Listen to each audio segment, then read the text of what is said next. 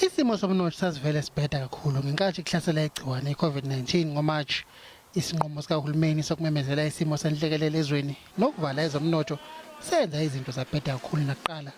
51% is a calamity beyond the description of the word calamity.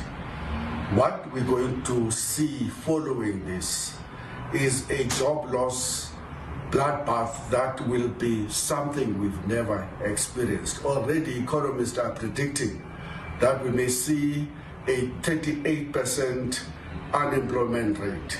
Inkosazana ithi lokhu kuyinkomba yokuthi imizamo kahulumeni ukuvusa umnotho uyehlulekile. The 500 billion stimulus was inadequate, and we have raised this with National Treasury, we have raised this with the President.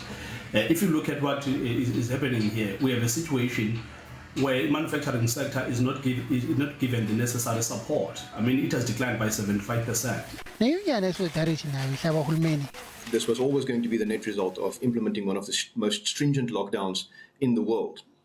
The blame for this, the contraction, should not be laid at the feet of the pandemic, but squarely at the feet of this government, since South Africa now has the sharpest contraction of any economy as published today in the world for the second quarter.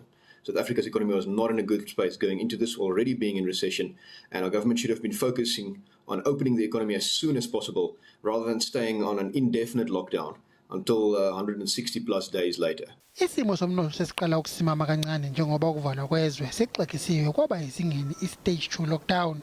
Kodwa kaziwa ukuthi uhulumeni uzonquma nini ukuvulela uthela wayeke kwezomnotho ngokubeka izwe ku-stage 1 lockdown. Mbongeni Mutsho, SABC eGoli.